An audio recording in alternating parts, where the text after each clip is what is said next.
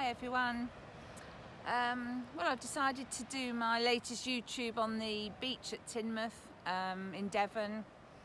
I've just had my acupuncture session, which was amazing, and it's a beautiful sunny day, so I thought I haven't done a YouTube video for a few weeks, so I thought it was time to update you on where I'm at. I'm hoping the sound quality is alright. It's a little bit windy. So those that are following my dental journey, I had my amalgams removed and the amalgam tattoo and the bits of amalgam that were embedded in my jawbone, and 4 root canal extractions. So that process began, I think it was the 12th of August this year. So where am I at now? It's been quite an intense time, to say the least, since August, with the surgeries that I've had done, with a few things along the way that didn't go quite to plan. So it ended up more trips to London than I'd expected, which meant more cost as well and inconvenience, but I kept on going, focusing on the end goal to be metal and infection free in my jaw, even though it meant I now had 5 of my teeth missing, which at the age of 56 I'm pretty gutted about. But root canals are no good to stay in your body. I don't want that infection in me. So yeah, it's not. It's one of those things where you have moments where you feel there actually isn't a good outcome. I've got a denture which I'm not really getting on with, and I'm finding that quite a difficult situation. You know, I knew nothing about dentures, and it's one of those things, isn't it, where until you're faced with a situation, sometimes you don't look at things until you need them. And now I've got it and I'm finding out more about dentures. You know, I don't know if there's a better option for me. I'm certainly not well enough to have implants, even if I had the money to finance them. But I didn't realise there was all different types of dentures and different materials that they're made from, and there's lots of considerations. So I was sort of thrown into a bit of a turmoil, to be honest, and I now have this denture that I've tried wearing it to adjust to it, because I am mindful that it takes maybe a couple of weeks, I think, for you to get used to it, but it's just not happening. So I actually don't know where I'm going with the denture at the moment, but I haven't got it in at the moment. I still can't talk with it, and I can't eat with it. So in between times I put it in to try to get my mouth used to it and try to practice talking, but it's really uncomfortable. So that's that. So since my surgery I've had ongoing problems with toothache underneath my new fillings, and not being able to get to the bottom of that. I had an infection on one of my extraction sites that resulted in more surgery, and this left side of my face, which has been a major problem for 6 years, some of those symptoms are actually worse than before I had my surgery. So I actually don't know what is going on there, but I've got a lot of numbness and tingling, some swelling. So I decided, because I didn't know what was the matter, I decided the best thing to do was to look at diagnostics to try to find out exactly where I'm at in my jaw post-surgery, really. So then I had a very clear picture of, you know, is it all okay, or is there more stuff to be done? What's causing these problems? Because this was... it was end of August, beginning of September, my extractions. So I would have expected by now to have been seeing some improvement, really. So I had a consultation and a 3D scan and digital x-rays, and the result of that is that one of the fillings that I've had problems with and kept returning to say about this, there is something detected on it which needs more work done to it, and that's going to cost me another £225, I think, 200 and something, I can't remember the exact amount. And part of me's thinking, this was a filling that, why, I don't understand why this wasn't spotted. If I hadn't have done that scan, would it have been discovered eventually? I don't know. So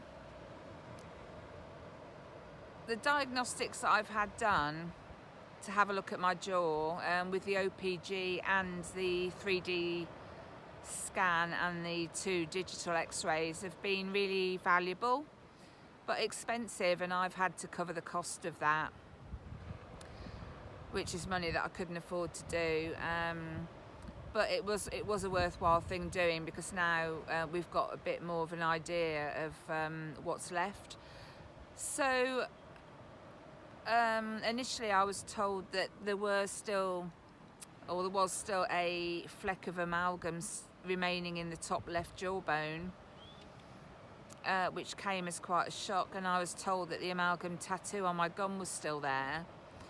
But then the next day I was reassured that the amalgam tattoo had in fact gone, so it was just the amalgam speck in my jawbone.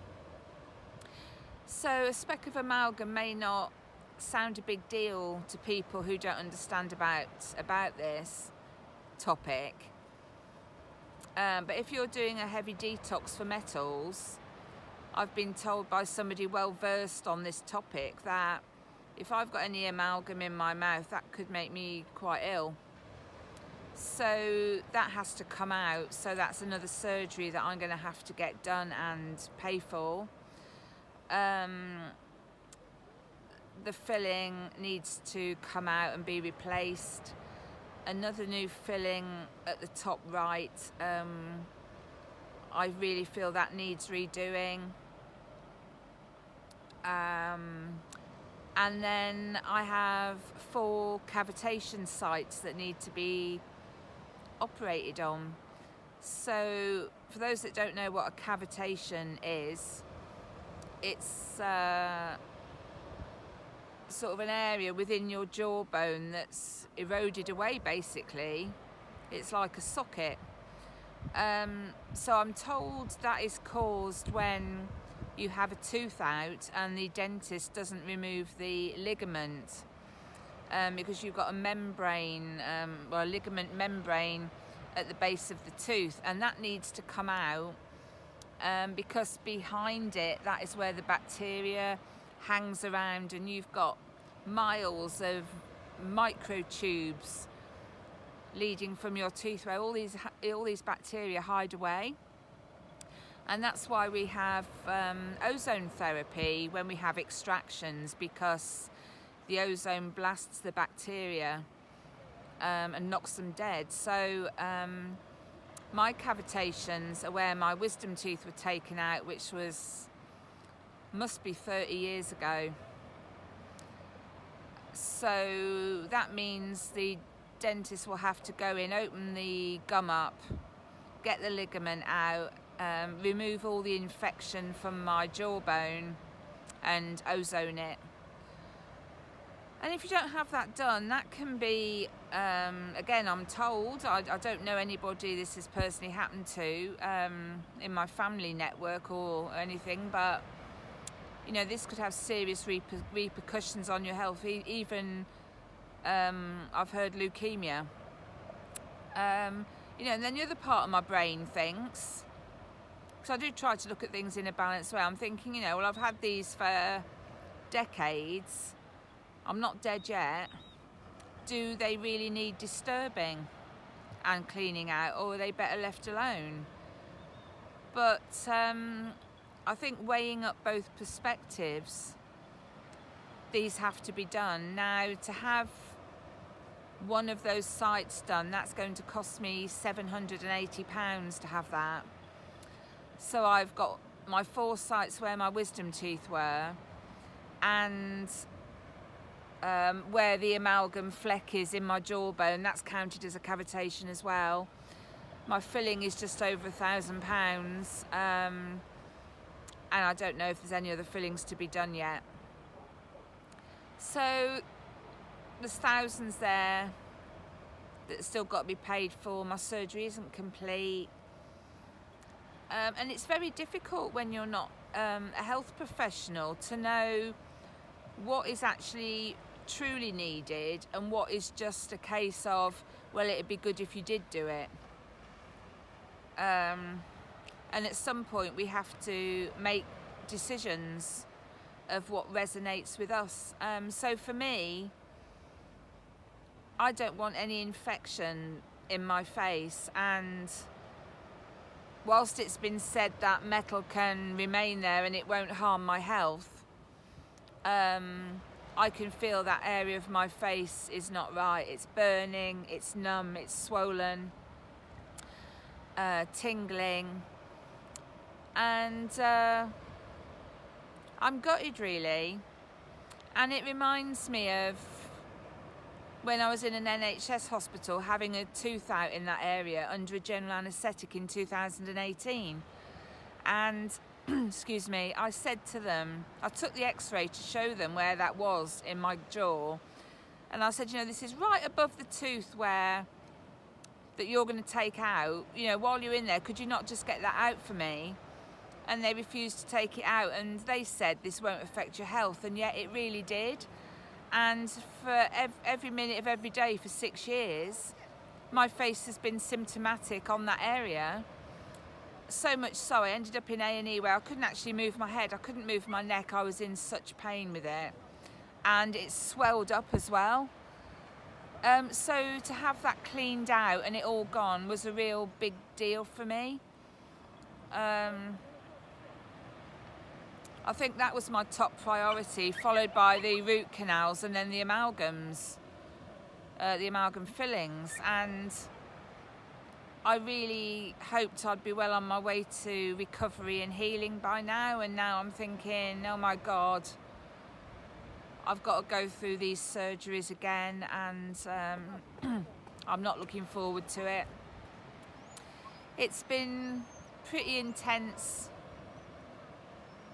since August really, and I've found myself, and I know a lot of dental patients can relate to this, I've found myself in a permanent state of fight, flight and freeze, and I'm basically stuck in freeze right now because I haven't got any way forward.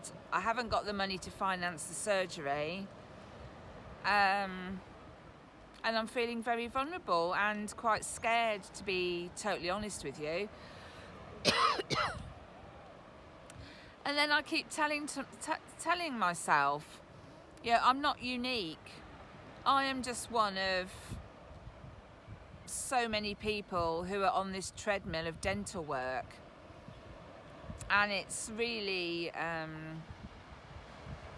frustrating, upsetting, stressful, annoying, and there's a lot of grief attached to it as well, because you know, you're losing part of your body. There's some people have lost far more teeth than me.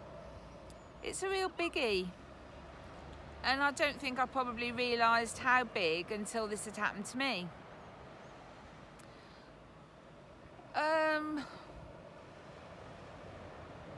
What else can I say? I don't know at the moment really, other than I have a huge sadness inside me at the moment, which has been quite difficult to cope with.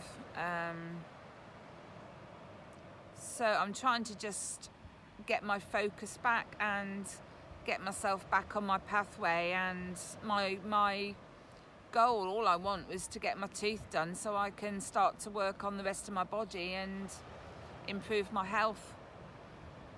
And at the end of the day, isn't that what we all want? So anyway, that's my video for today. I just thought I better do an update just so people know where I'm at. You know, the money that I accessed to pay for this surgery, you know, I need to replenish that. I've now got to get the money for the extra surgery needed. So my GoFundMe has stayed open, and you know, these are hard times for everybody. I understand that, and yeah, I'm sharing my story in real time because I'm trying to use my story to highlight the big picture of what this is like for many people. And I need support to be able to carry on with the journey, because otherwise I'm at a dead end, and this has to carry on. My podcast has been delayed, as you know, and we've got to have a total rethink of it now. So I'm not sure whether it's actually going to come out this year or 2022, but I don't actually really mind because I did originally, but I've been really ill and my producers had work commitments, so it's just one of those things. And I was a bit frustrated, and now I'm actually glad it hasn't gone out because, as I say, in the year that we've been working on it, my perspectives have changed quite a lot. And in the process I'm going through, more things have been highlighted to me that are important to share. So I'm looking forward to when it comes out, and I hope people will listen to it and engage in it and start looking at their own dental health, because it ultimately impacts on the rest of your body. So anyway, that's my update for now, and thank you for tuning in. Take care. Bye.